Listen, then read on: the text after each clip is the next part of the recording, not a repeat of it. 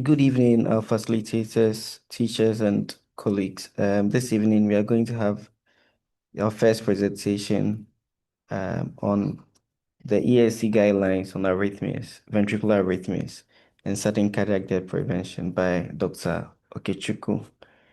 Um, please, I hope we are ready to receive him. Dr. Okechukwu, please, you have the floor. Well, thank you, Gordon, and good evening to everyone. This is a very voluminous topic, so I try to summarize to the best of my ability. So I hope I try to capture at least the most salient points. So forgive me if I leave anything out. Okay, so I would try to go through guidelines can be boring, so I don't want to stretch it for too long before people fall asleep. Okay, so I'll go ahead. So, first I'll start with some definitions before we go into the guidelines proper. So I'll start by defining premature ventricular contraction. So it's an occurrence of an abnormal KRS complex and the duration of at least 120 milliseconds or more corresponding with the corresponding T wave, which is usually broad and it's usually in the opposite direction of the major QRS deflection. And there's usually no preceding P wave. The second definition will be unifocal or monomorphic PVC. Unifocal just essentially means it's originating from a particular point. And then the PVCs have a single morphology. They look the same on ECGs. And the multifocal means it's from the driver of the arrhythmia is from multiple points, and then they tend to be polymorphic in the sense that they have a variation of the morphology. So you see PVCs that look different. And then you have a short coupled PVC. A short coupled PVC is just essentially a PVC that comes so early that interrupts the preceding T wave from the beat preceding it. So ventricular tachycardia is three or more. Ventricular tachycardia is three or more consecutive beats with a heart rate of more than 100 beats per minute, and it's originating from the ventricles, independent of the atrium, and then AV nodal conduction. A non-sustained VTAC or an NSVT is essentially a run of consecutive ventricular beats, usually, but it persists from 3 beats to 30 seconds, so it doesn't go beyond 30 seconds. At least you need 3 beats, and it doesn't go beyond 30 seconds. A monomorphic ventricular tachycardia essentially is a ventricular tachycardia, but the QRS complexes morphologies are the same, so they are uniform. A polymorphic ventricular tachycardia is a ventricular tachycardia, but you have variations of your QRS morphology. Then you have a sustained monomorphic or polymorphic ventricular tachycardia. They use a lot of abbreviations, so pardon me. So SMMV, SMVT, and SPVT. Also, there's essentially either, if it's monomorphic, same QRS morphology, but it's sustained beyond 30 seconds. If it's polymorphic, then varying QRS morphology. So it's at least 30 seconds, or if it needs to be, if it needs intervention for termination purposes. So a bidirectional ventricular tachycardia is a bit-to-bit alternation of the frontal QRS axis. So you could have one positive, one negative, one positive, one negative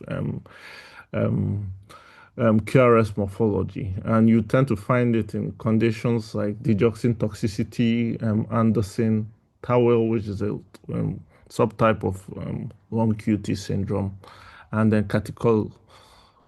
This one is a mouthful, so I'll be using CPVT, but catechol-aminergic polymorphic ventricular tachycardia. And you could find it in acute and myocarditis as well. Then you have torsades. So that's a subtype of a polymorphic VT in the context of QT prolongation. You have a continuously changing QRS complexes that appear to spiral around a baseline on the ECG.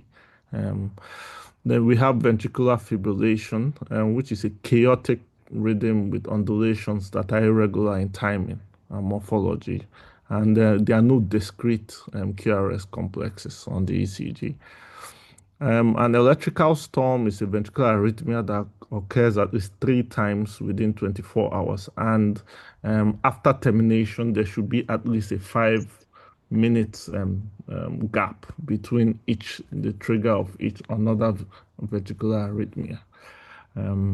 And then an incessant VT is a continuous sustained VT that recurs promptly despite repeated interventions or terminations over several hours.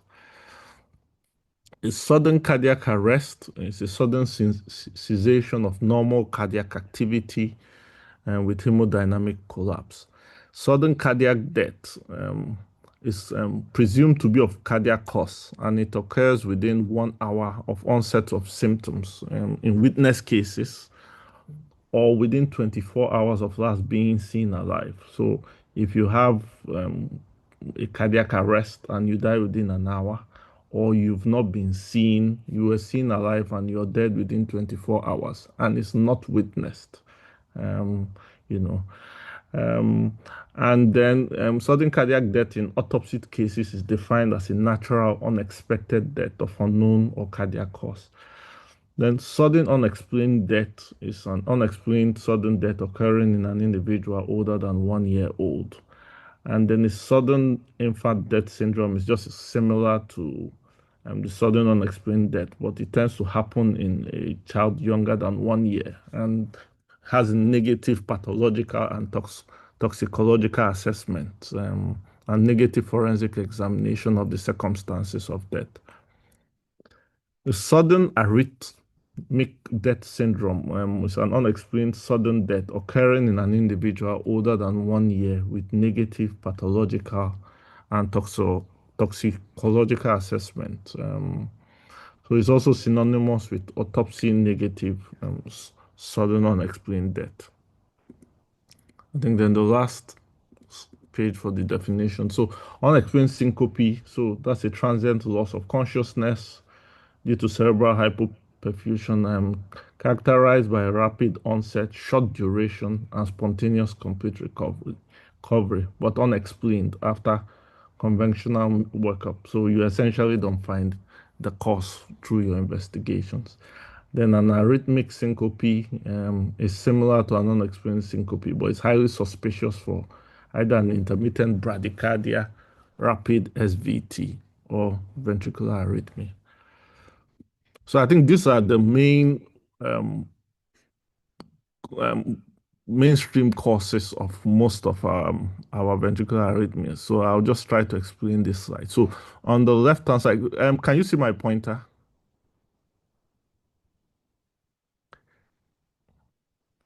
Hello, Gordon. Yes, we can, sir. Okay, so thank you. So on the left, your CPVT. So basically, here are the causes, and then here you find the genetic risk and triggers for your ventricular arrhythmias or sudden cardiac death. And then this is essentially the age. So from 10 to about 80 years here. And then this is for males and this is for females.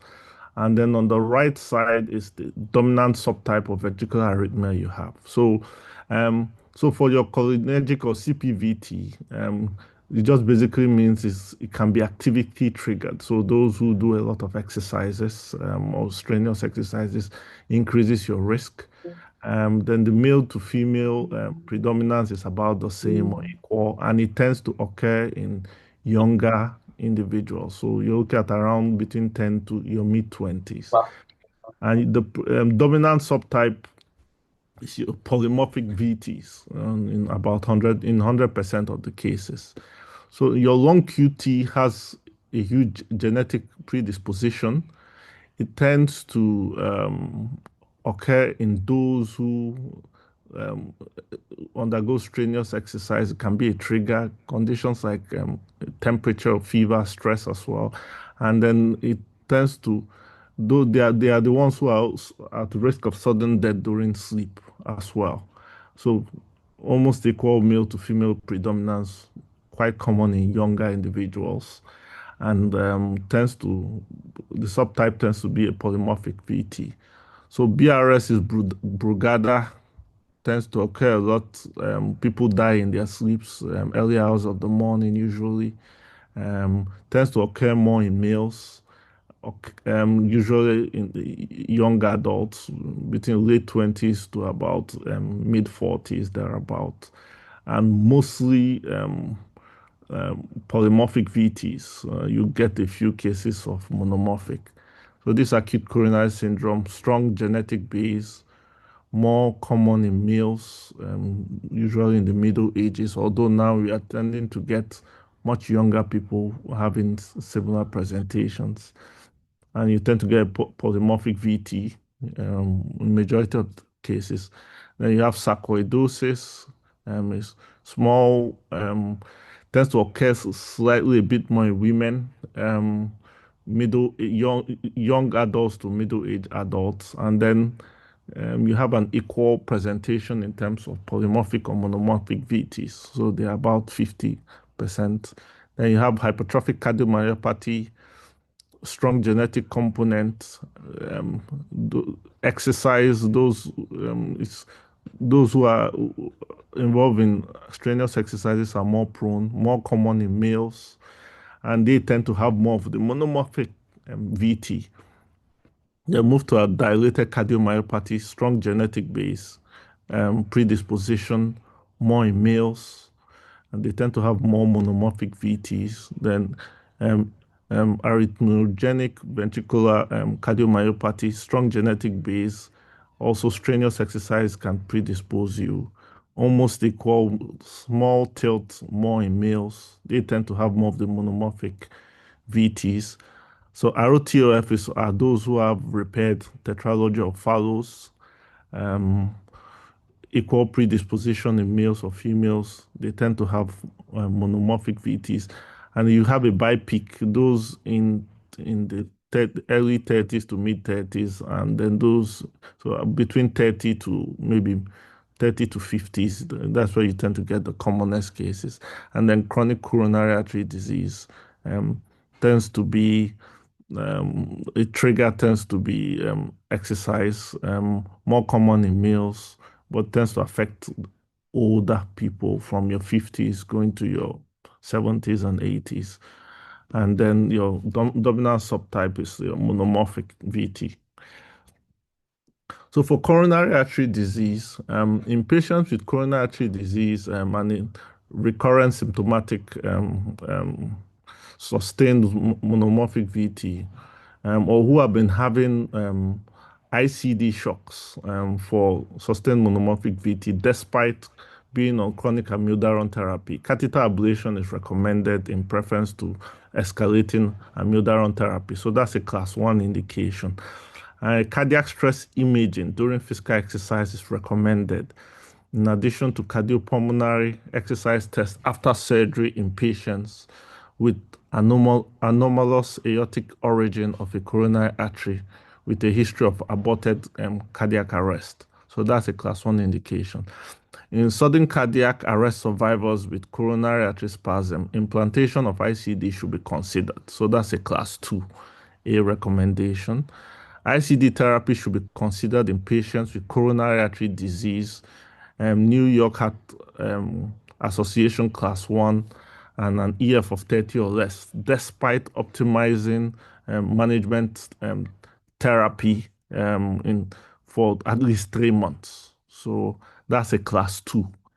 And ICD implantation should be considered in coronary artery disease patients who have an EF of 40 or less, have been on optimal medical treatment for at least 3 months, and are still having non-sustained VTs, or if you can induce them by programmed electrical stimulation. So that's a class 2 indication. In patients with coronary artery disease and hemodynamically well tolerated sustained monomorphic VTs and EF of 40 or less, catheter ablation in an experienced center should be considered as an alternative to ICD therapy, provided the established endpoints have been reached.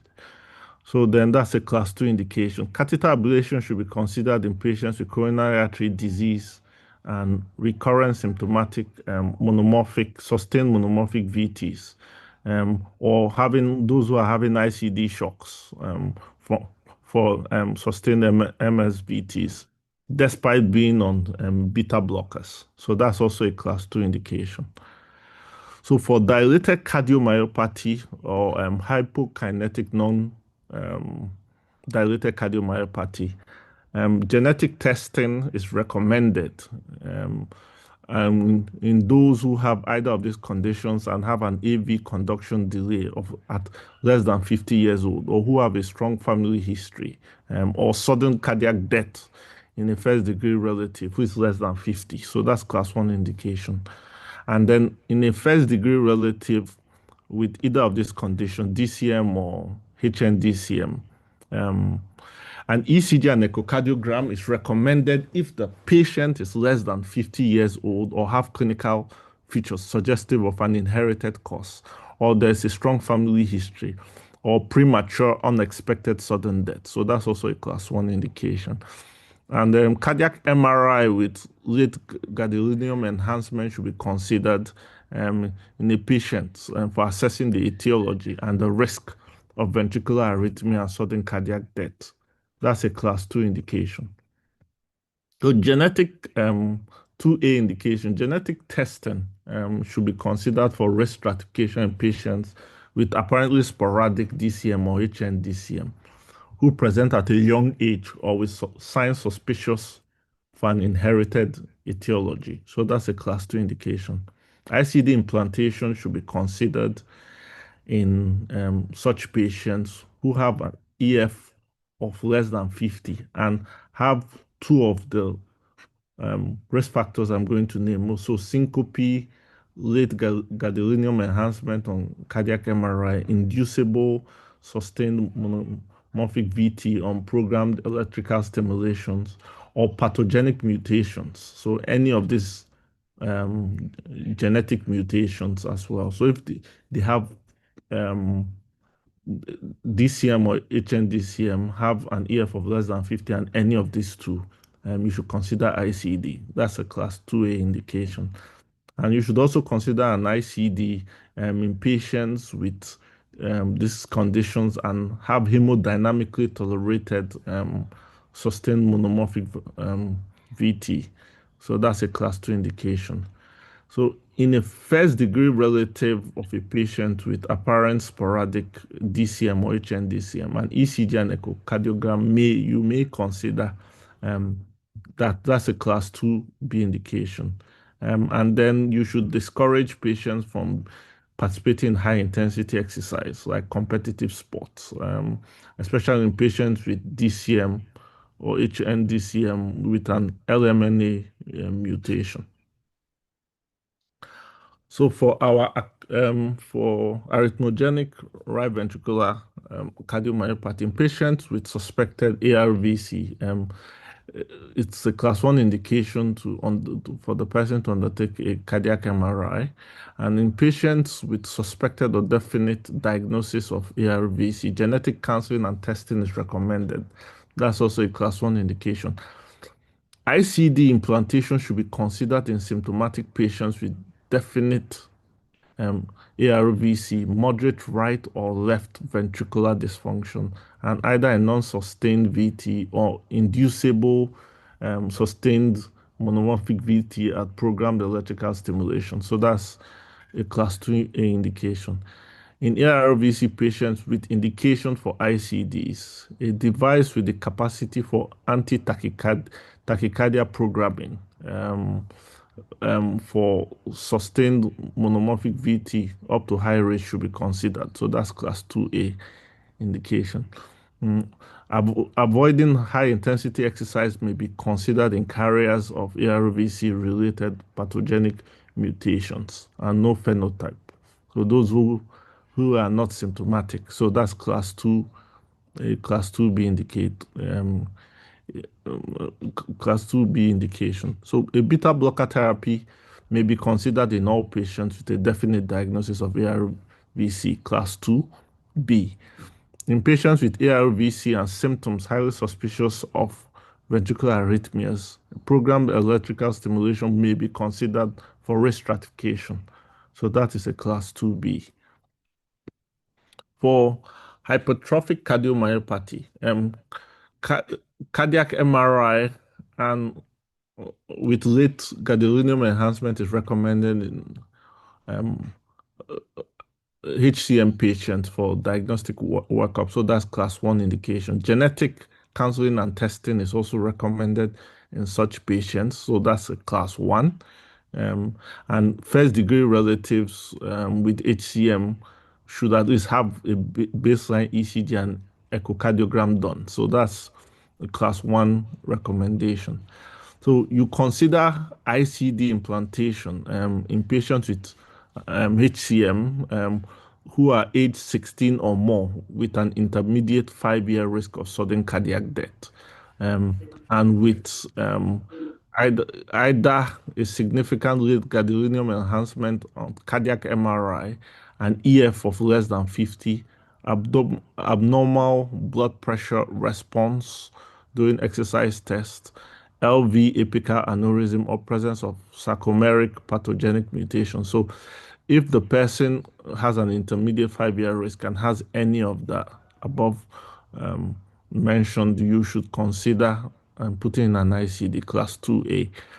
In children less than 16 with HCM and an estimated 5-year risk of sudden cardiac death greater than 6, ICD implantation should be considered. That's class 2A.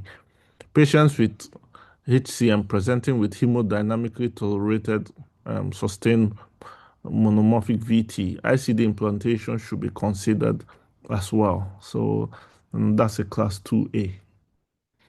In patients with HCM and recurrent symptomatic ventricular arrhythmia or recurrent ICD therapy, um, you should consider adding an antiarrhythmic therapy. So those who are still symptomatic and have to be shocked from time to time, you have to consider adding an antiarrhythmic medication. And participation in high intensity exercise may be considered for those who have asymptomatic HCM without risk markers. So that's class 2B.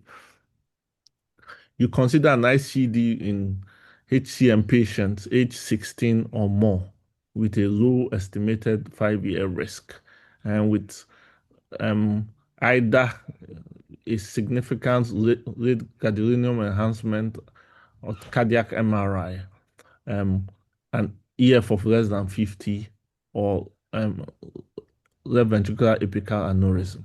That's a class 2B. And then you should consider catheter ablation in a specialized center in selected HCM patients with recurrent symptomatic sustained monomorphic VT or those who've had ICD shocks from SMVT or those who are on antiarrhythmics, which don't seem to be are not effective or they are contraindicated or the patient is having side effects. So that's that he can't tolerate. So that's a class 2B indication.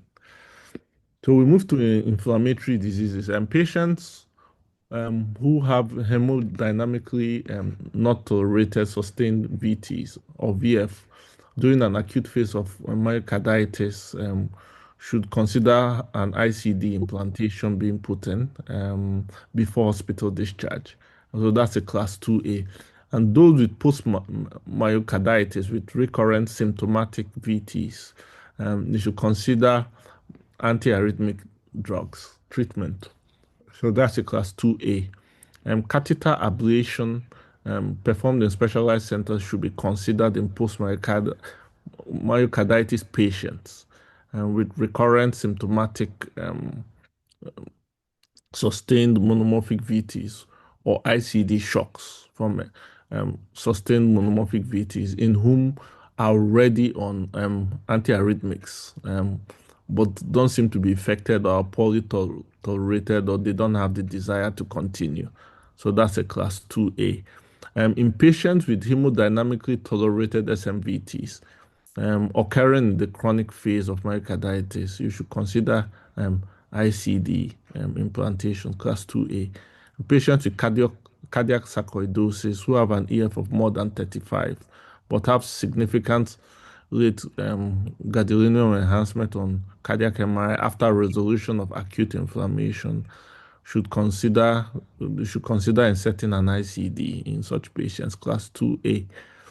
Patients with cardiac sarcoidosis who have an AF of between 35 to 50 and minor late gadolinium enhancement at cardiac MRI after resolution of acute inflammation. You should consider programmed electrical stimulation for rest stratification, and that's a class 2A. Patient with cardiac sarcoidosis, EF of 35 to 50, and inducible SMVTs at programmed electrical stimulation, ICD implantation should be considered class 2A. Patients with cardiac sarcoidosis and recurrent symptomatic ventricular arrhythmia, antiarrhythmic treatment should be considered class 2A. Amiodarone should be considered to reduce arrhythmia burden in patients with Chagas cardiomyopathy who present with symptomatic PVCs or VTs, class 2A. And the same Chagas who have recurrent symptomatic SMVTs or ICD shocks for SMVTs in whom are already on antiarrhythmics that are ineffective, contraindicated, or not tolerated, you should consider ablation in a specialized center, class 2A. Patients with hemodynamically well tolerated SMVTs occurring in the chronic phase of myocarditis preserved LV function and a limited scar that is amenable to ablation. Catheter ablation may be considered as an alternative to ICD therapy after discussing with the patients and provided established endpoints have been reached. So that's a class 2B.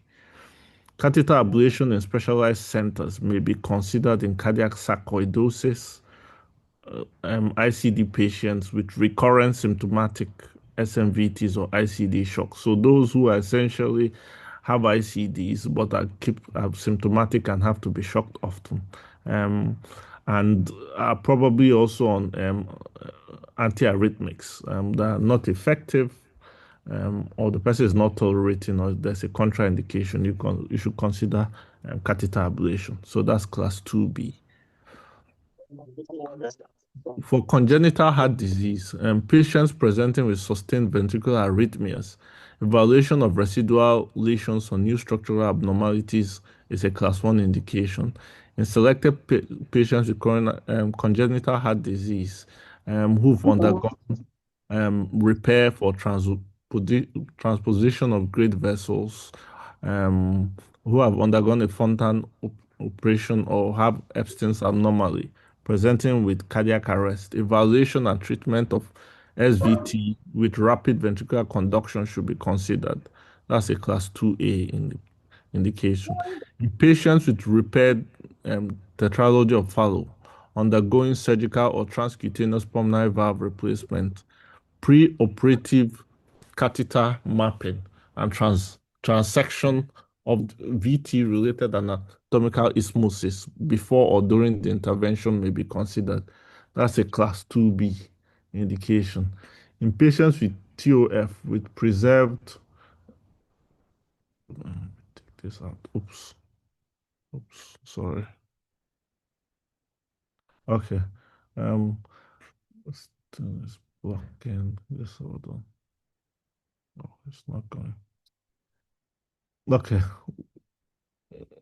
Okay, sorry. In patients with repaired TOF with preserved, it's blocking. Oh, ventricular function and symptomatic sustained monomorphic VT, catheter ablation or concomitant surgical ablation performed in specialized centers may be considered as an alternative to ICD therapy. Okay, so that's class 2B. So for idiopathic ventricular fibrillation, so these are patients who essentially whom you can't find any structural abnormalities, any toxicological or metabolic cause. So when they are thoroughly investigated and you can't find the trigger, it is recommended that the idiopathic VF is diagnosed in sudden cardiac arrest survival, preferably with documentation of VF after exclusion of an underlying structural channelopathic, metabolic, or toxicological etiology. That's class 1.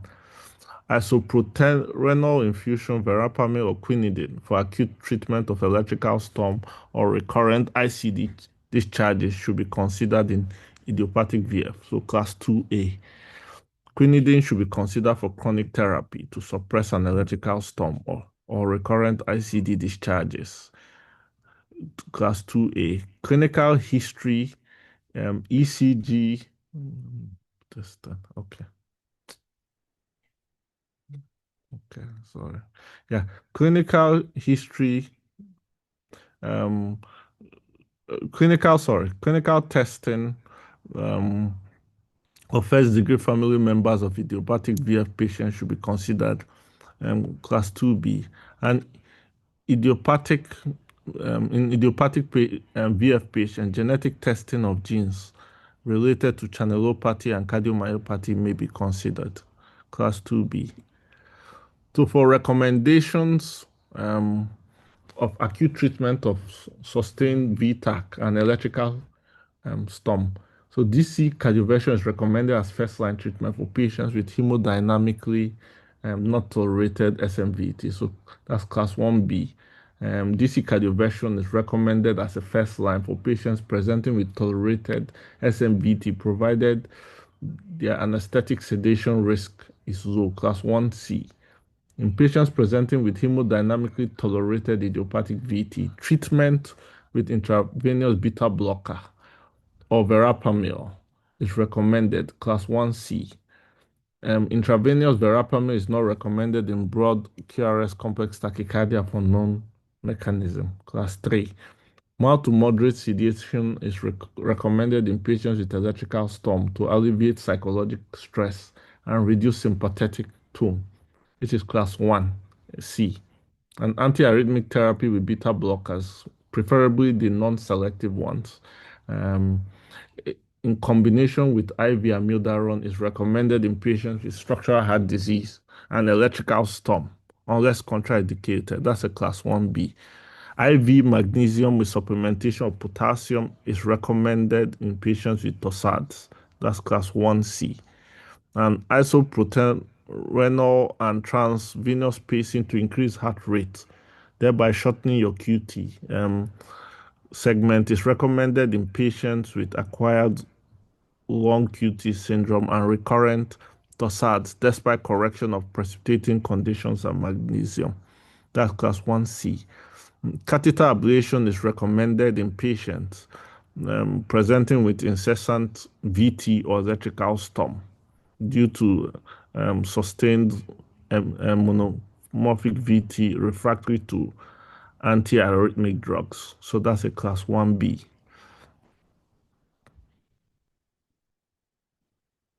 So, for recommendation of treatment with patients with heart failure medication, so you always have to make sure that optimal medical treatment with our guideline directed therapy is indicated in all heart failure patients with reduced EF. Recommendations for ICD implantation. Implantation of cardioverter defibrillator is only recommended in patients who have an expectation of a good quality survival of more than 1 year. So somebody with who the prognosis in terms of who is expected to die soon is not recommended to have an ICD inserted. So that's a class 1C. It's not recommended to implant ICD in patients with incessant ventricular arrhythmias until the ventricular arrhythmia is controlled. So that's class 3. And then recommendations for secondary prevention of sudden cardiac death. ICD implantation is recommended in patients with documented ventricular fibrillation or hemodynamically not tolerated VT in the absence of reversible causes. So that's class 1A. And then recommendations for CRT therapy to implantable cardiovascular defibrillator. So when an ICD is indicated, it is recommended to always evaluate to see whether the person will benefit from a CRT defibrillator. So CRTD. Um, so that is always something to consider before you insert an ICD. So you just go straight and insert a CRTD. So there are also recommendations for public basic life support and access to an automated AED. It is recommended that the public access defibrillation be available at sites where cardiac arrest is more likely to occur. That's class 1B. Prompt CPR by bystanders is recommended in out of hospital cardiac arrest. That's a class 1B. And it's recommended to promote community training in BLS to increase bystander CPR rate and AED use. So that's a class 1B. And the recommendation for genetic testing. Genetic testing is recommended when a condition is diagnosed in a living or diseased individual with a likely genetic basis and a risk of ventricular arrhythmia and sudden cardiac death. That's class 1B. When an obvious causative variant is first identified, evaluation for pathogenicity is recommended using an internationally accepted framework. That's class 1C. When a class 4 or class 5, so those are likely pathogenic, or 5 is pathogenic variant, has been identified in a living or diseased individual with a condition that carries a risk of ventricular arrhythmia or sudden cardiac death. Genetic testing of first degree and symptomatic relatives and obligate carriers is recommended, class 1C. It is recommended that genetic testing and counseling on its potential consequences should be undertaken by an expert multidisciplinary team. So that's a class 1C. It is recommended that class 3 variants, so that's those that have uncertain significance, and class 4, likely pathogenic variants, should be evaluated for segregation in families where possible, and the variant re-evaluated periodically. So that's a class 1C. It's not recommended to undertake genetic testing in patients who have insufficient evidence of genetic disease. So I'll go to recommendations for evaluation of patients presenting with newly documented ventricular arrhythmias. So in patients with newly documented ventricular arrhythmias, a baseline 12-lead ECG, and with hopefully with recording of ventricular arrhythmias on 12-lead ECG whenever possible, an echocardiogram are recommended in first-line evaluation. So baseline ECG echo, class 1A. For those who have had cardiac arrest and have survived, the investigation for such a survivor with obvious extracardiac cause is recommended to be overseen by a multidisciplinary team, because you have to factor in the fact that it's not just only cardiac causes that can cause a cardiac arrest. So you should think beyond cardiac. Remember your H's and your T's. Okay, in electrically unstable patients with sudden cardiac arrest with suspicion of ongoing myocardial ischemia, a coronary angiogram is indicated, class 1C. In sudden cardiac death survivors, collection of blood samples and presentation is recommended for potential toxicology and genetic testing. That's one, class 1B. Retrieval of recording of IED devices and wearable monitors is recommended in sudden cardiac arrest survivors, class 1B. In SCA survivors, repeated ECGs during stable reading, including high precordial lead ECGs, to increase your chances of capturing other arrhythmias like Brugada as well as continuous cardiac monitoring is recommended in class 1B. Echo is recommended to evaluate cardiac structure and function in all cardiac arrest survivors. So that's a class 1C. Coronary imaging and cardiac MRI with late gadolinium enhancement are recommended for evaluation of cardiac structure and function in cardiac arrest survivors without any clear underlying cause. That's a class 1B.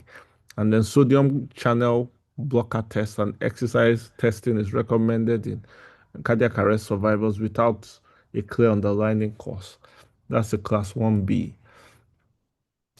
So recommendation of prevention of ICD complications. So they always advise that single chamber ICD is recommended over dual chamber in primary preventions without current or expected indication for if you're not going to do sequential pacing. It's always better to go for a single chamber. That's a class 1A because of your reduced risk of complications. Recommendation for end-of-life issues in ICD carriers. Informed discussion with patients and family about ICD deactivation options and shared decision-making is indicated prior to implantation in case of significant health deterioration. That's class 1C.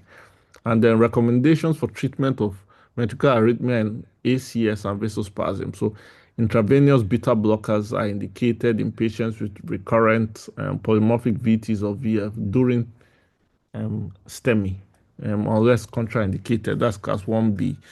And prophylactic treatment of with antiarrhythmias other than beta blockers is not recommended in ACS.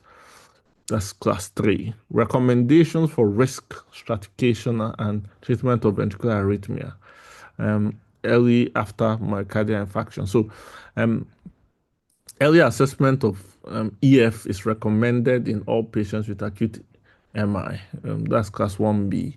And in patients with pre-discharge EF of 40 or less, reevaluation of EF in 6 to 12 weeks after an MI is recommended to assess the potential risk for primary prevention of ICD implantation.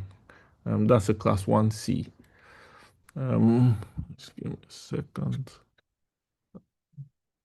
Recommendation of risk stratification. Oh, this thing.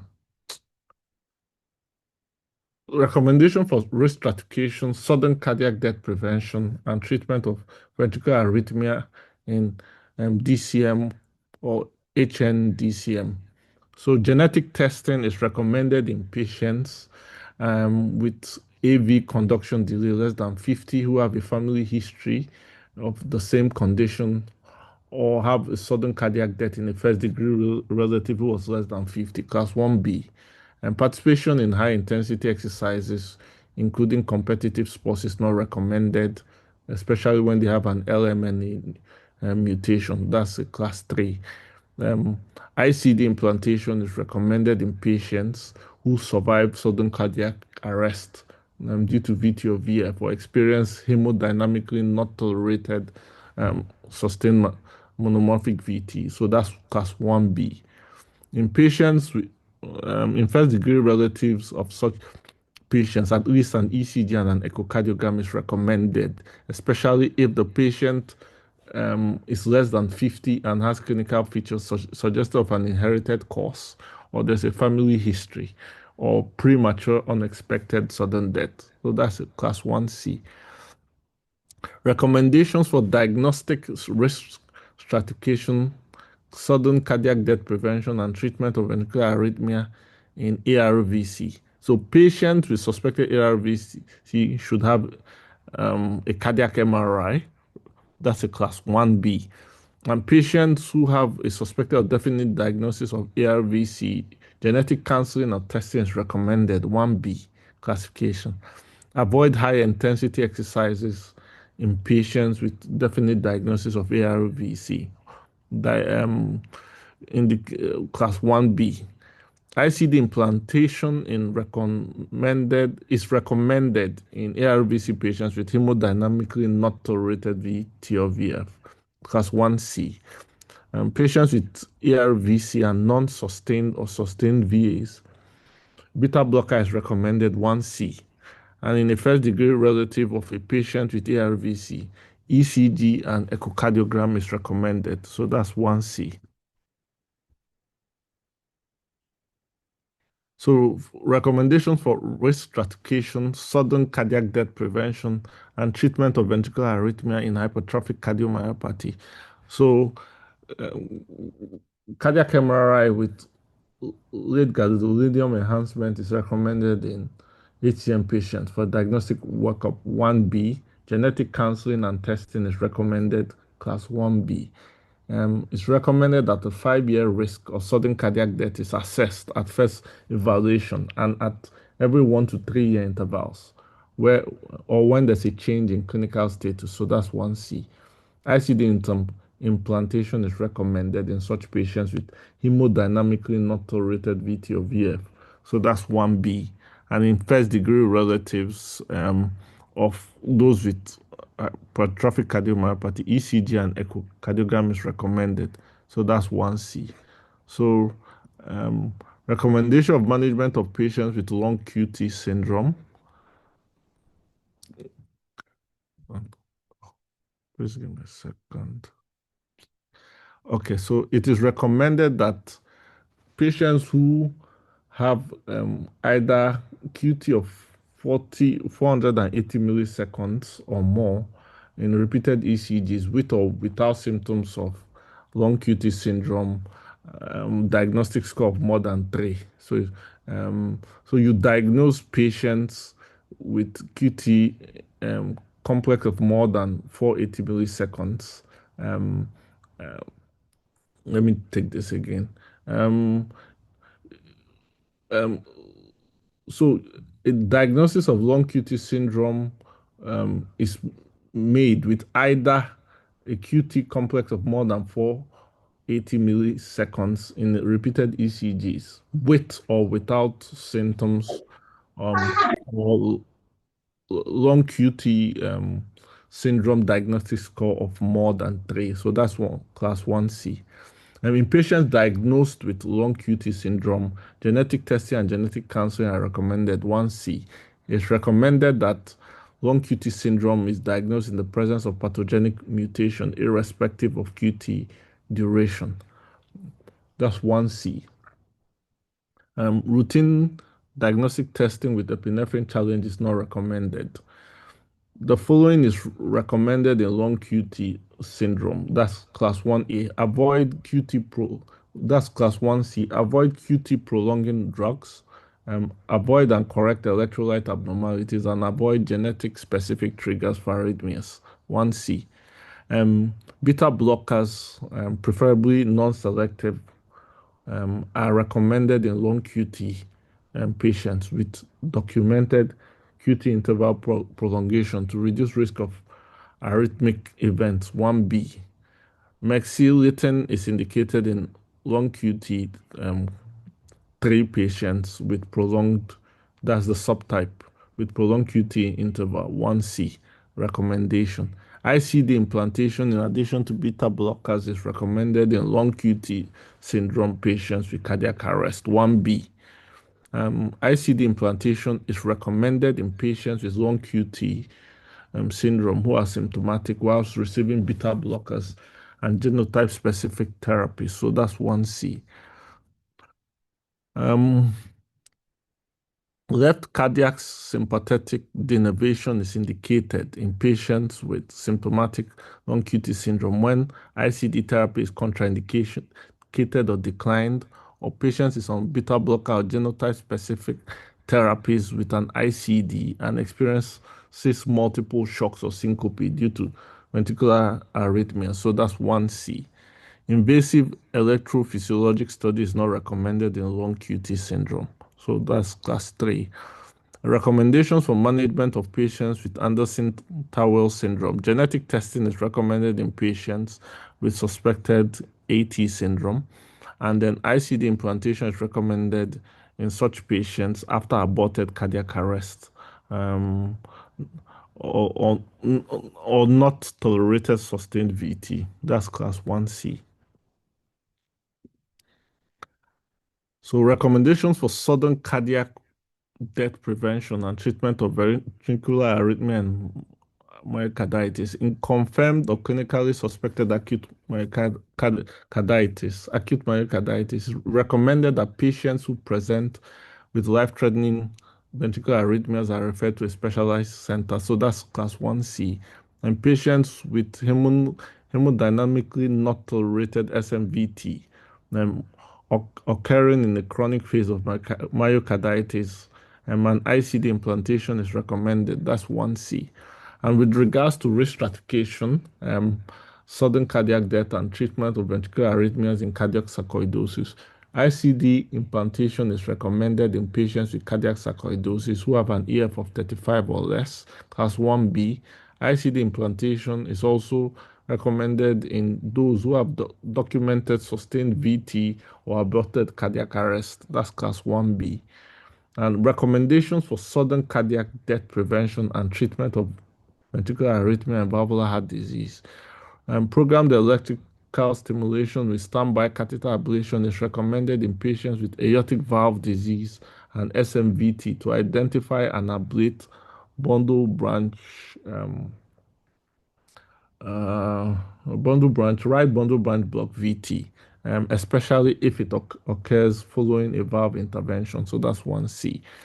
In patients with valvular heart disease and persistent LV dysfunction after surgical correction, it is recommended that ICD implantation for primary prevention follows dilated cardiomyopathy or hypokinetic non-dilated cardiomyopathy recommendations. So that's 1C.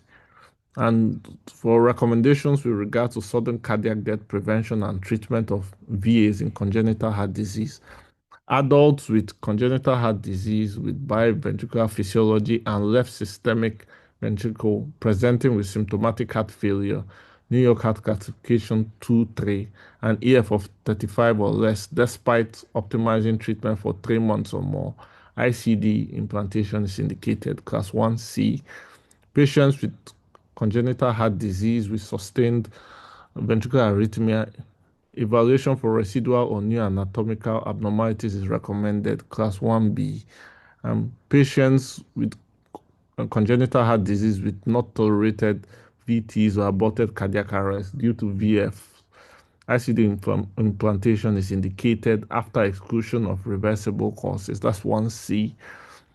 Patients with repaired TOF who present with SMVT or recurrent symptomatic appropriate ICD therapy for SMVT. Catheter ablation performed in specialized centers is recommended. That's 1C.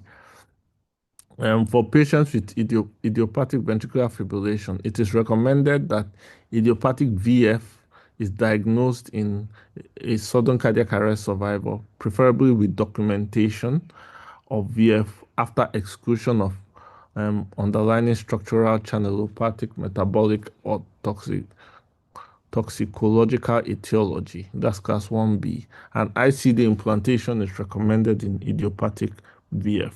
So that's class 1B. To recommendations for management of patients with Brugada syndrome. So patients with Brugada syndrome is diagnosed with no other heart disease. It is recommended that Brugada is diagnosed in patients with no other heart disease and a spontaneous type 1 Brugada ECG pattern. That's 1C. It's also recommended that Brugada is diagnosed in patients with no other heart disease who have survived cardiac arrest due to VFib or premature polymorphic VT and exhibit a type 1 Brugada ECG induced by sodium channel blocker challenge or during a fever. That's 1C. Genetic testing for the SCN5A gene is recommended for probands with Brugada syndrome. 1C. Sodium channel blocker test is not recommended in patients with a prior type 1 Brugada pattern.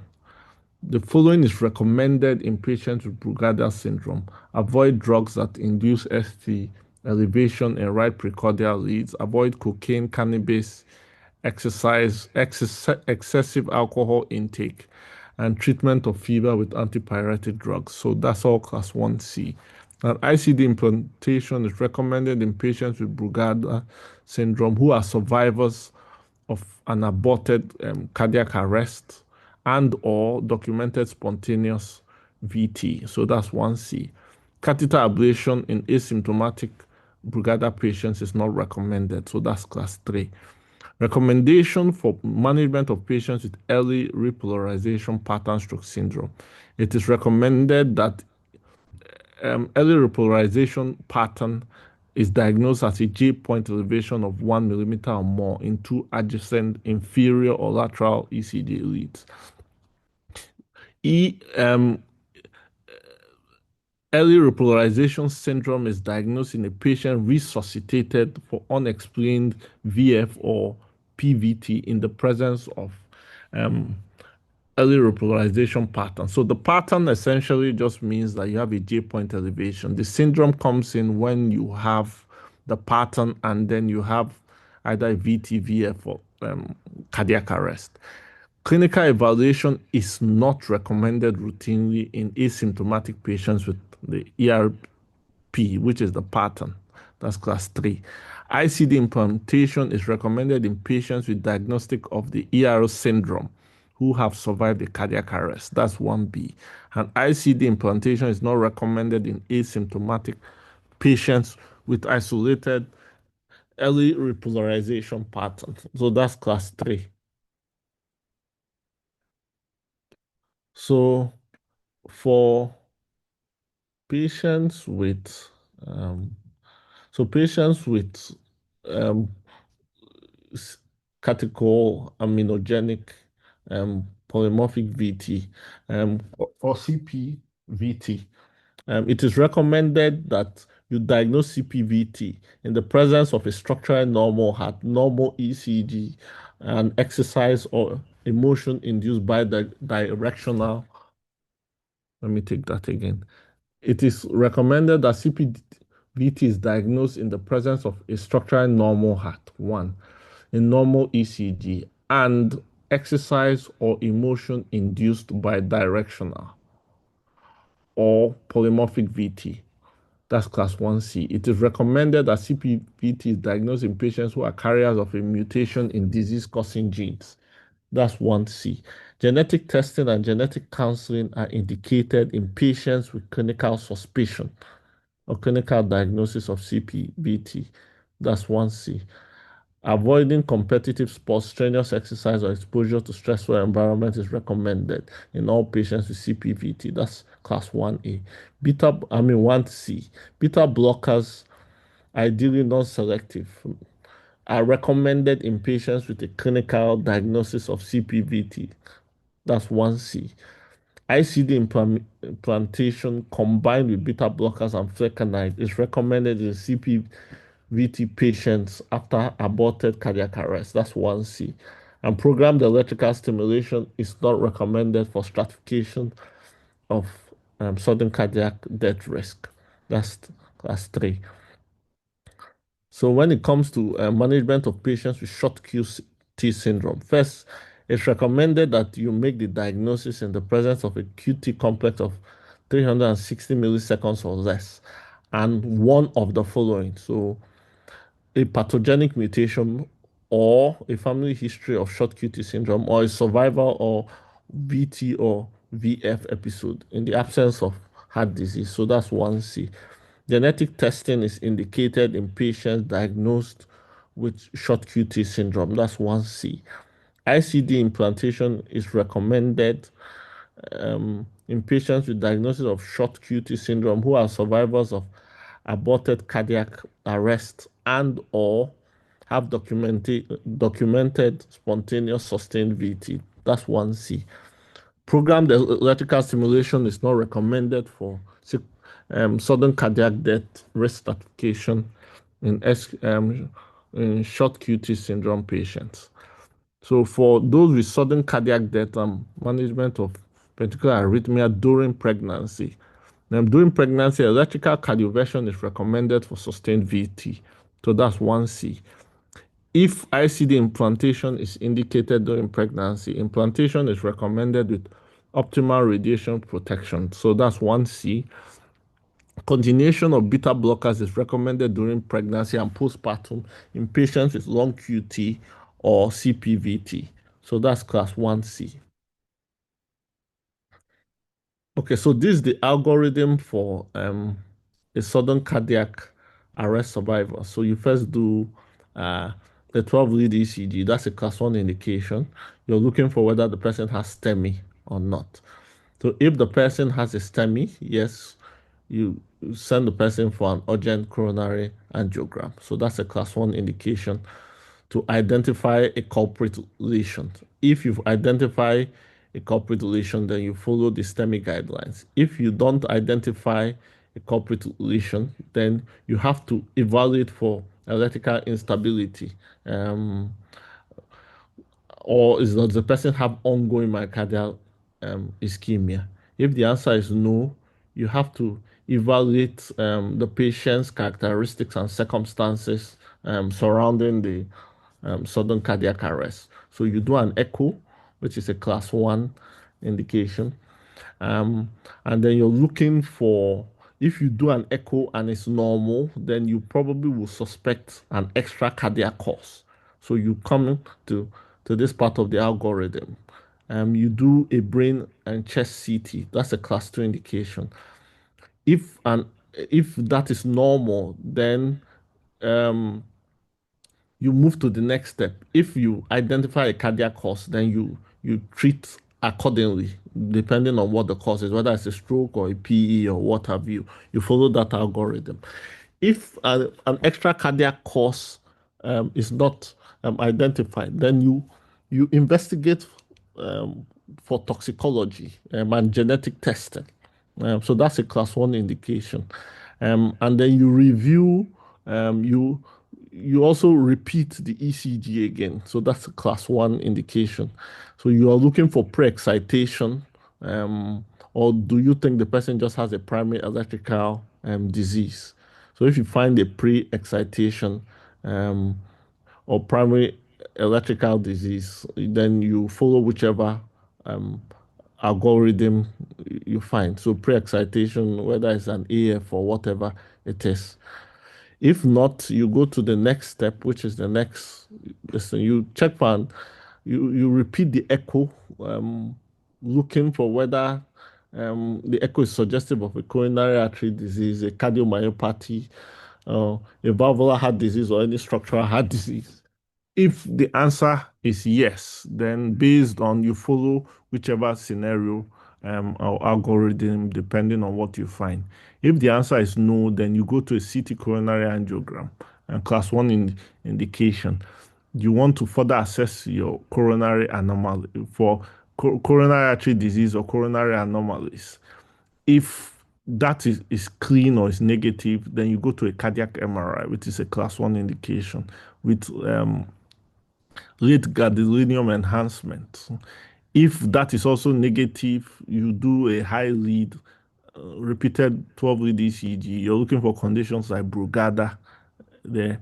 Um, o- o- and if you don't find anything, now you um, evaluate for potential. So now you do the high lead. You're essentially looking for a primary electrical disease. So if you find Brugada, fine, you found your diagnosis. If you don't find any, then you move to check for channelopathy. So you do a sodium channel blocker test or exercise test, which is a class 1 indication. So if you also don't find anything and it's clean, then you investigate for vasospasm. If there's the vasospasm test that's done in the cath lab with either I think it's acetylcholine or ergotovin or something. I've forgotten the second drug.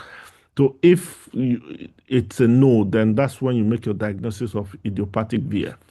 If there's coronary spasm, it's positive, then you treat accordingly.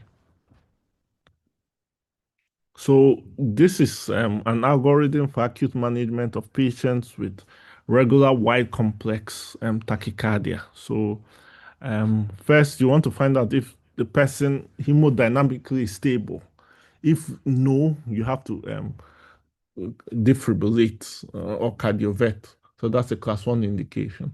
If the person is stable, then you have the chance to take a history, do a physical examination, and do a 12-lead ECG.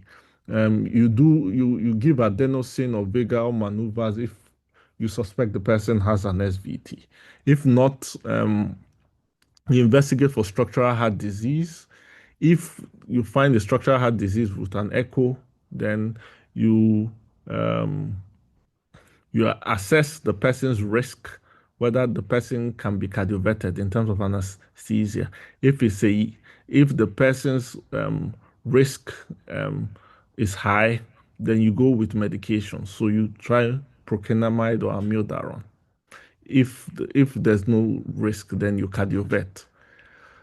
If you come back up here and you check for structural heart disease, and the heart structure is normal, then you make a diagnosis of idiopathic VT. And then the type of idiopathic VT, classifying it also influences your management. So is it a vascular VT, which comes from your Purkinje fibers, or it's an outflow tract VT, or any other type? So depending on what you find on the ECG, then that influences your management. So if it's a vascular VT, verapamil is indicated. If it's an outflow VT, beta blockers are indicated. If it's other types or you're not certain, then you you you check the anesthetic risk. If there's no anesthetic risk, you cardiovert. If there's an anesthetic risk, you use procainamide, which is a class 2, or any of these medications, flecainide, sotalol, amiodarone, or amgelin. So those are class 2B indications. So, so basically, I think this is the ICD implantation is recommended in patients with documented ventricular fibrillation or hemodynamically not tolerated VTs in the absence of reversible causes. So that's a class 1 indication. In patients with VTVF, an indication for ICD and no contradiction and no contraindication for amiodarone. So in patients with VTVF, an indication for ICD and no contraindication for amiodarone, amiodarone should be considered when an ICD. So if there's ICD is indicated and the person doesn't can take amiodarone, there are no contraindications. And where you don't have ICD available, you consider antiarrhythmic therapy. You know, unless so okay, let me take this again. So in patients who has a VT or VF, for which an ICD is indicated and there's no contraindication for amiodarone, you can start. Amiodarone may be considered when an ICD is not available, is contraindicated, or the patient declines an ICD. So that's a class 2 indication. In patients with SMVT, so sustained monomorphic VT or sustained polymorphic VT or VF, triggered by a PVC with similar morphology and an indication for ICD, catheter ablation may be considered when an ICD is not available, contraindicated, or declined by patients. So that's a class 2B recommendation. For patients with chronic coronary artery disease, so after they are discharged and they come back, you have to reevaluate them after 6 to 12 weeks after an acute MI to look at their ejection fraction. So if it's whether it's 40% or less. So if it's less than 30, so if it's 35 or less, and the person has an NYHA classification of more than 2, and ICD is indicated. So if 6 to 12 weeks after an MI, your EF is 35 or less, and the person is still more than class 2 NYHA, an ICD is indicated. If the person is less than class 2, but the EF is 30 or less, then an ICD implantation is also recommended. But this now is a class 2, not a class 1 indication. If the EF is not less than 30, then you try to find out, or if the person's EF is between 36 to 40, you try to find out if the person is having non-sustained VTs or unexplained syncope. If the person is not having, you just follow up and reassure. If the person is having non-sustained VT or unexplained syncope, then you do a programmed electrical stimulation, which is a class 1 indication. You want to see whether you'll be able to induce um, a sustained monomorphic VT. If you can't induce, um, there's no unexplained syncope, or you can't induce a sustained monomorphic VT, then you put no, sorry. If you can induce an SMVT for an unexplained syncope, then you have to put in a loop recorder. If you can induce an SMVT, then you have to put in an ICD. So I'll take it again. The person has a non-sustained VT or non-explained syncope. You do a programmed electrical stimulation. If you can't induce an SMVT, then you put in a loop recorder. If you can induce, you put in an ICD. So patients with PVCs or monomorphic VTs and no apparent structural heart disease. So you start by doing an ECG, Holter, and echo.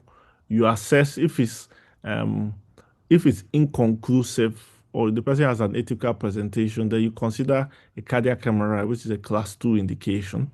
You're essentially just looking for structurally abnormal heart.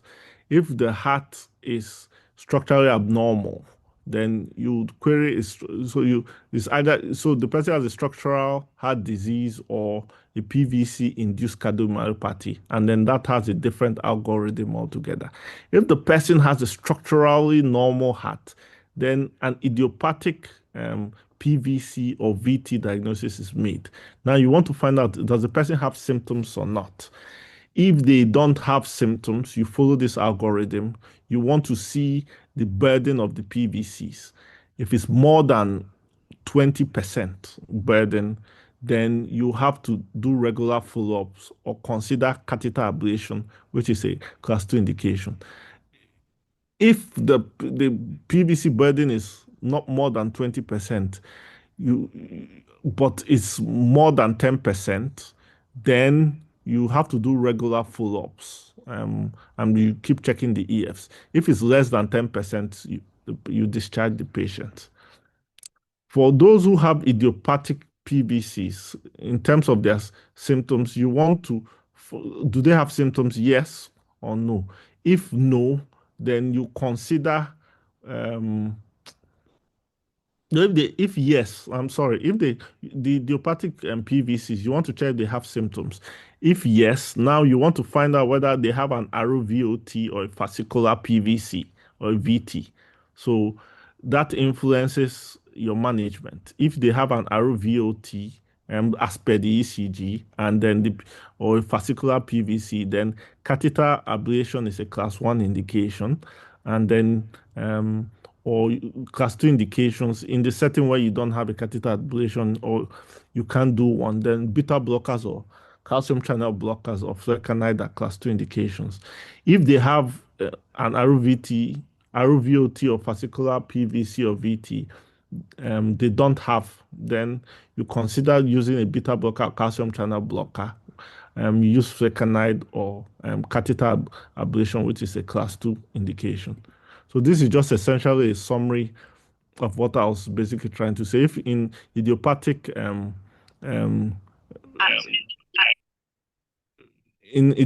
premature ventricular complexes or VT, so you want to first check, is it an RVOT or fascicular PVC or VT? That is one. And then two, you want to look at the LV function. So if the person has RVTOT or fascicular PVC or VT and has a normal LV function, then ablation is a class 1 indication. And then beta blockers and calcium channel blockers are class 2. If the person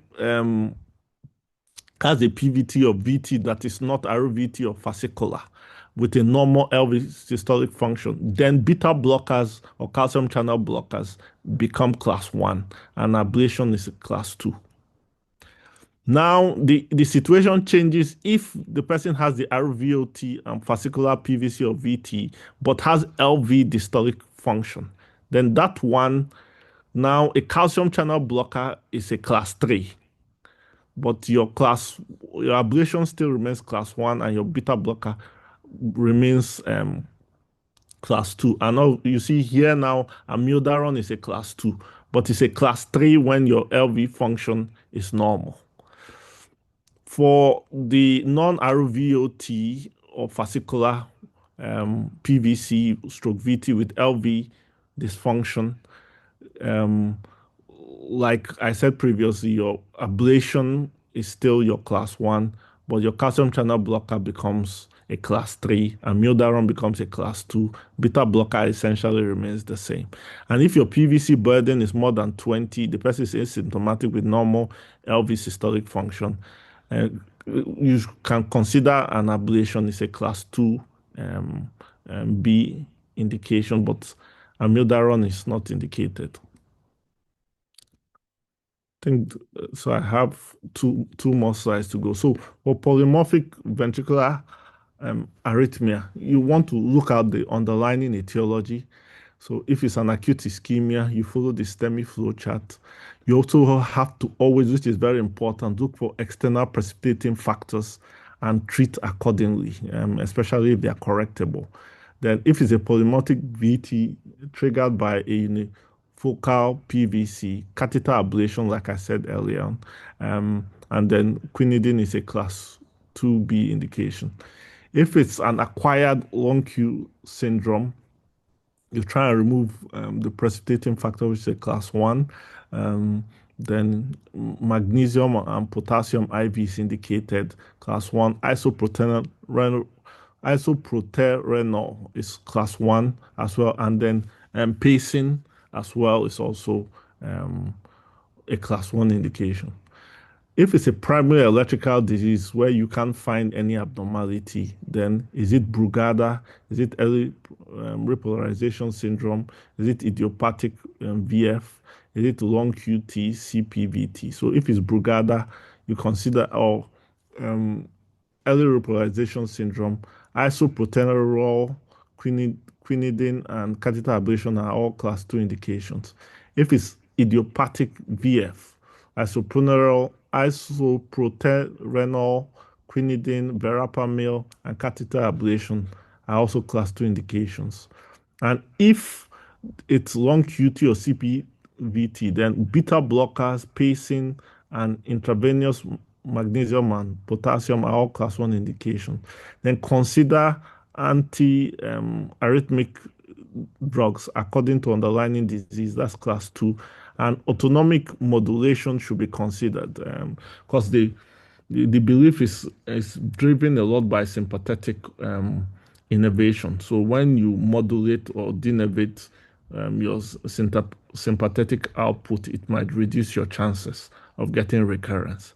If despite all this, the person is still having recurrent ventricular arrhythmias, you should consider sedating and intubation, and then mechanical ventilatory support, which are class 2 indications. For monomorphic ventricular arrhythmia, you have to consider the arrhythmia burden. If it's low, you insert an ICD and then you optimize the programming, class 1 indication. If the person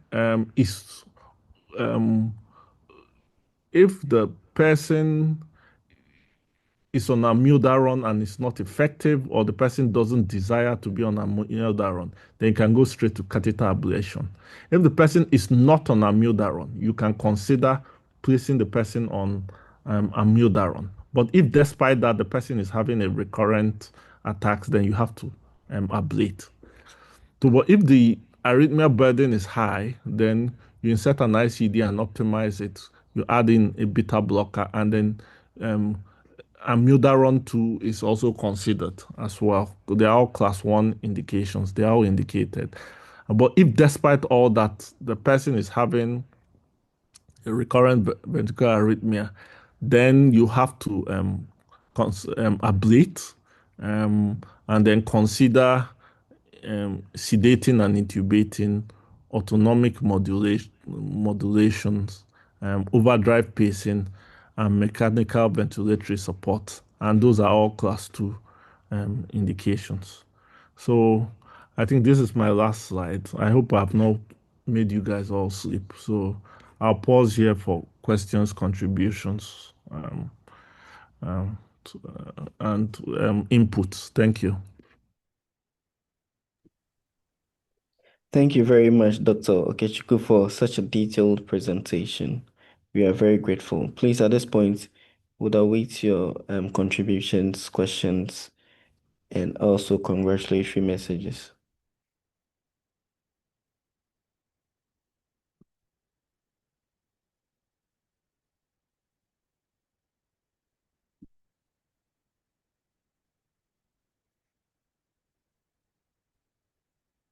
Please, any questions, contributions?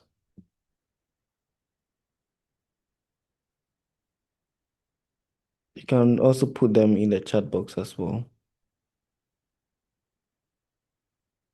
Dr. Augustine is saying, thank you for the presentation. Dr. Mohammed is saying, thank you for the detailed presentation. Dr. Olusu, thank you for the presentation.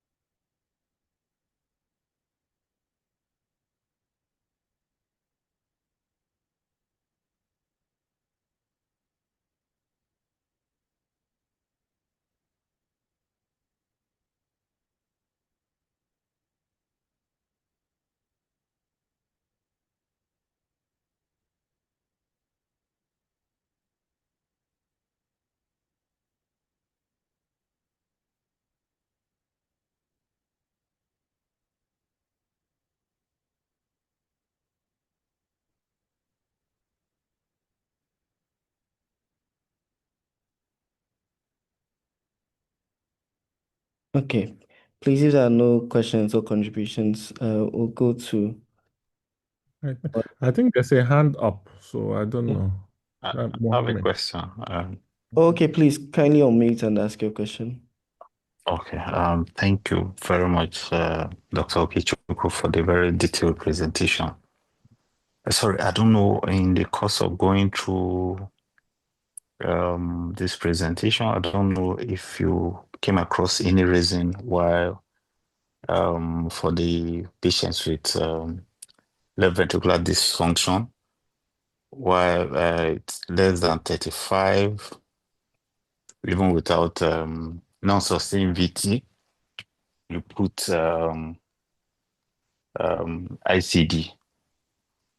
And then for those that have non-sustained, the ejection fraction cutoff is higher. Sorry, please repeat. I'm not really getting the question. Please repeat it. Oh, okay. For recommendation for ICD, for those that have left ventricular systolic dysfunction, we said ejection fraction less than 35 is Are you talking about the heart failure patients or those with yes, or those with coronary ischemic heart disease? Are you talking about the ischemic heart disease patients? Or yes, okay. yes. Okay. And then, however, for those that have non-sustained VT, Is it the this one? cutoff, Is it this slide you're talking about? Or is different? yes, this the cutoff for those that have a non-sustained VT, it's 36 to 40%. So I don't know if there was any explanation why the ejection fraction is higher. Um okay, I will try to answer it based on how I understand it. But if I'm off, you just prompt me. So For those who have an MI and have sustained LV dystolic function, I mean LV systolic function, um, ICD therapy within the first 40 days does not give you any benefit in terms of prognosis or preventing sudden cardiac death. But after 40 days, they've realized that those who have sustained reduced low EFs, especially those below 35, as despite optimizing medical therapy, have an increased risk of sudden cardiac death. So they are the ones that an ICD is indicated, plus or minus a CRT. I mean, if it's a CRT, I mean, if they meet the criteria, so you do a CRT-D. If they don't meet the criteria, you do an ICD. So bottom line is they are just trying to see where they can do a primary prevention and reduce your risk of sudden cardiac death. But usually the lower the EFs, after 40 days, the higher the likelihood. So that is why they have a higher class, like they have a class one indication. But when you have a higher EF, then it becomes less likely. Another thing they factor in is your NYHA class. So if your EF is low and then your NYHA class is higher, your chances of having a sudden cardiac death from an arrhythmia is also higher. So that's why it's pushed up. But when your EF is relatively higher, then the need to put in an ICD becomes less likely. So they have to look for a clear indication. So if you've had a non-sustained VT or an unexplained syncope, the whole idea is they are trying to justify a reason to put in an ICD. So if you don't meet the clear cut criteria, but you have a non-sustained VT or a VT you can induce through programmed electrical stimulation, then you put in an ICD because it means the person, despite having a higher EF, is still at increased risk. But if you try the stimulation and it doesn't, you can't stimulate a VT, but the person probably has had a syncope, which you can explain. The whole essence of the loop recorder is just like an extended halter to try to see if you can pick up some arrhythmia down the line. If you can't pick up anything, then there's no real indication for the ICD. So I don't know if that explains your question, but if it doesn't, you can always re-ask it and I'll answer. Thank you.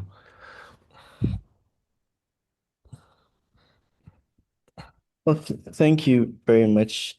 So just to contribute to that, so the way I also understand it is that for heart failure with reduced ejection fraction, the lower the ejection fraction, the higher the chance of developing VTs. So and the opposite applies for those with preserved ejection fraction. So for them, they tend to get more of atrial fibrillation. So atrial fibrillation is for those with preserved ejection fraction, whilst VT is for those with reduced ejection fraction. And the EF correlates with the arrhythmia burden for. So when you have reduced ejection fraction, the lower the reduced fraction, you'll be at a higher chance of getting VTs or even PVCs. So probably that's the reason why they would want to push the cutoff to let's say 30, less than 35. So less than 35, they have more reduced and then more risk of getting VTs compared to those with those with higher ejection fraction. So that's how I understand it.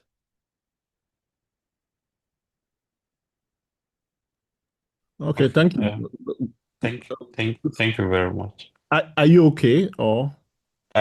Well, I initially just what was running through my mind was that, okay, the lower the ejection fraction, as Dr. Gordon said, the higher the risk. Now, for those that have ejection fraction 36 to 40, why they've added the additional um,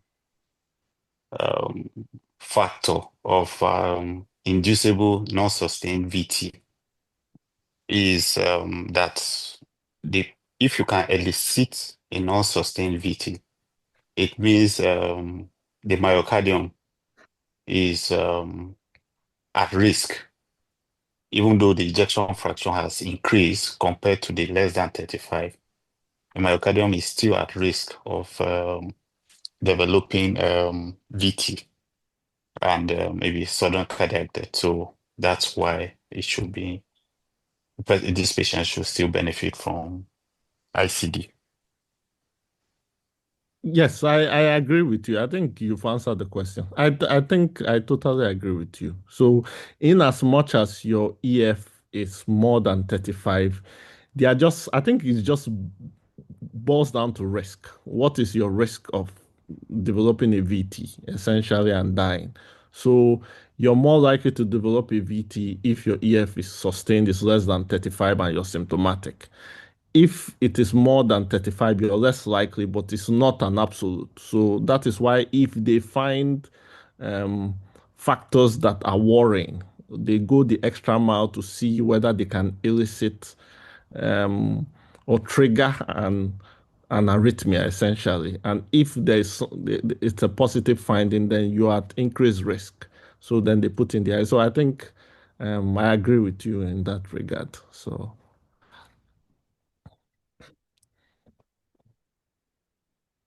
I think somebody before Gordon comes, somebody was asking when they say PVC burden 20. So they just mean that they look at your total amount of heartbeats over a 24-hour period.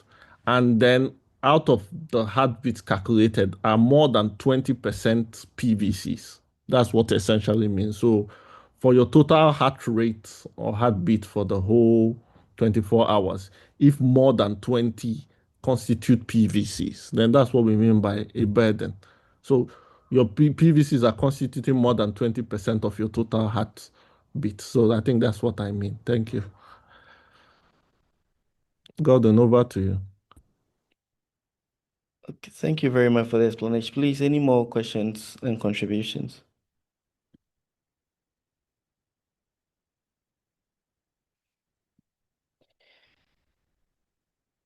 So there's a lot of when you look at the algorithm, a lot of various scenarios that you need to do. I don't know if there's any trick around this. Like for instance, I know that for anybody who gets an event, so somebody who probably had cardiac arrest and has been resuscitated and was found to be because of a VT or those things.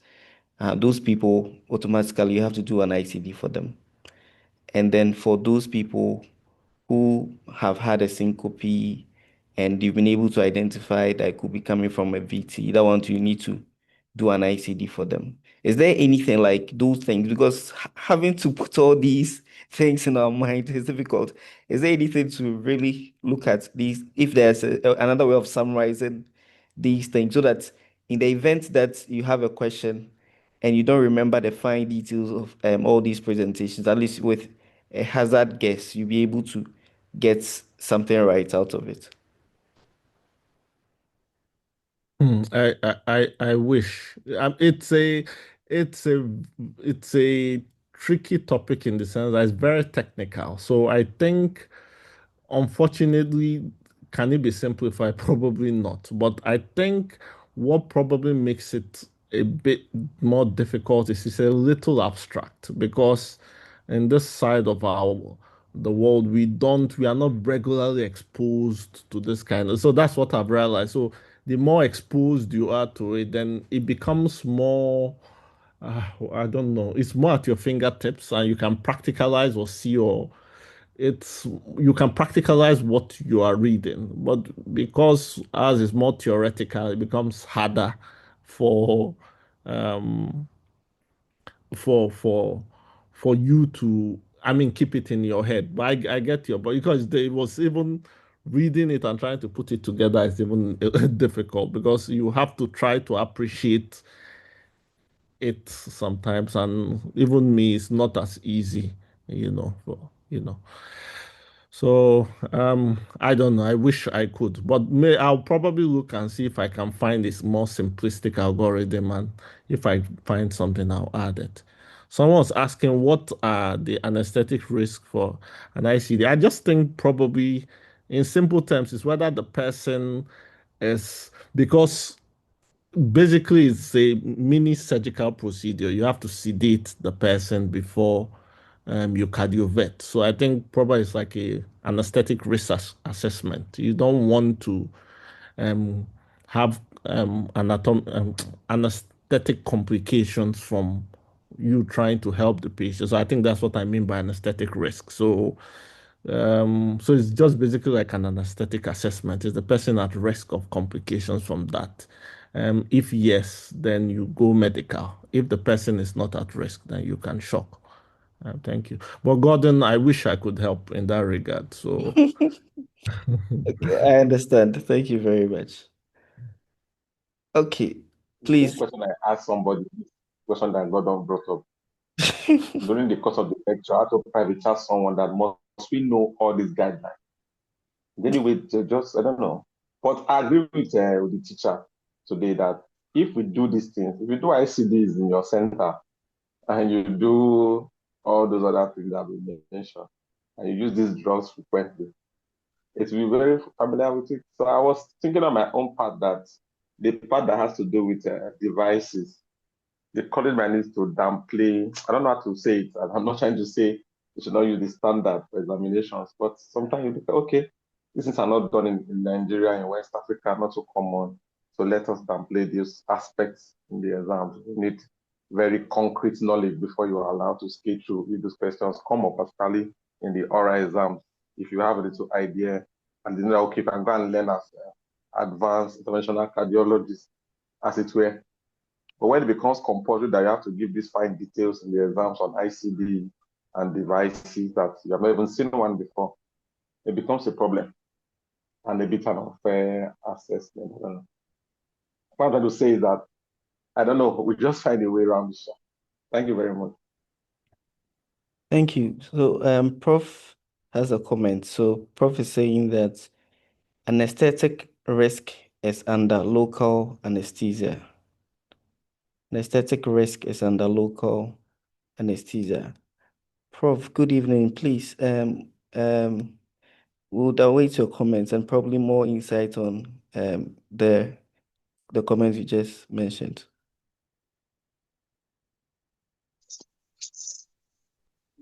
Yeah, so I'm just trying to say that there's nothing major about anesthesia for ICD is not under local anesthesia. So they are not at any major risk. So it's at the same risk of local anesthesia as any other procedure. So then one major thing we try to avoid is if the patient has a recent VT, it's always preferable to delay the ICD procedure until the patient is calm with use of medications. So we use the antiarrhythmic agents to be sure that there are few days or few weeks off VT. If you urgently do implant an ICD in a recent VT, like maybe you had a VT in the morning or VT yesterday, you are at risk of having more VT during the procedure, or even having some VT storms that will be difficult to control. So rather you make sure the myocardium is quiet by use of antiarrhythmic agents for some days, weeks before you implant, so that you have a calm myocardium when you are implanting the ICD. Okay, sorry, apologies, I joined late, so I didn't get middle question. I only stormed on the question you were asking about anesthetic risk. Thank you. Thank you very much, Prof, for that insightful contribution. Thank you very much, sir. Thank you, Prof. Please, Dr. Ojo also has contribution. Good evening. Well done to the presenter. just want to emphasize definition of electrical storm, identification of bidirectional VT came out in the OSCE last October. Yeah, so Dr. Chukwu, if you can emphasize these points for us, the definition of electrical storm and also the identification of bidirectional VT, because it came in the exams last October. There's a comment from Dr. Ojo. Dr. Ojo, thank you very much for the contribution, but please, if you are on and you would want to add your voice to the presentation, we're very glad also. Okay. So I think a biventricular tachycardia is a bit-to-bit alternation. So basically, it's where you could have alternating positives and negative KRS complexes. So in one strip, you see one that's a bit more positive in terms of the axis, and you see one that's negative. So, and it tends to occur in conditions like CPVT, digoxin toxicity, acute myocarditis, and Andersen-Tawil syndrome. So this is a subtype of long QT. I think it's long QT is 7, if my memory serves me right. And then electrical storm are ventricular arrhythmias that when you have at least 3 in within 24 hours, and they should be separated by at least 5 minutes. So bottom line is you have a VA, an arrhythmia, maybe you have cardioversion or defibrillation, and you're stable, and after 5 minutes, you have another event. And within 24 hours, you should have at least 3. I think so. That's an electrical storm. I think that's what I have. Thank you.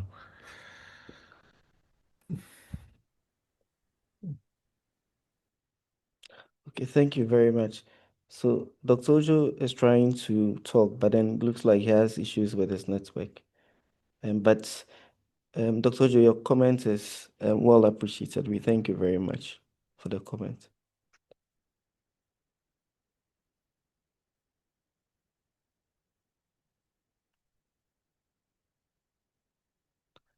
I'm trying to see if we have any of facilitators on board. Okay. Okay, thank you very much. Please, any more comments?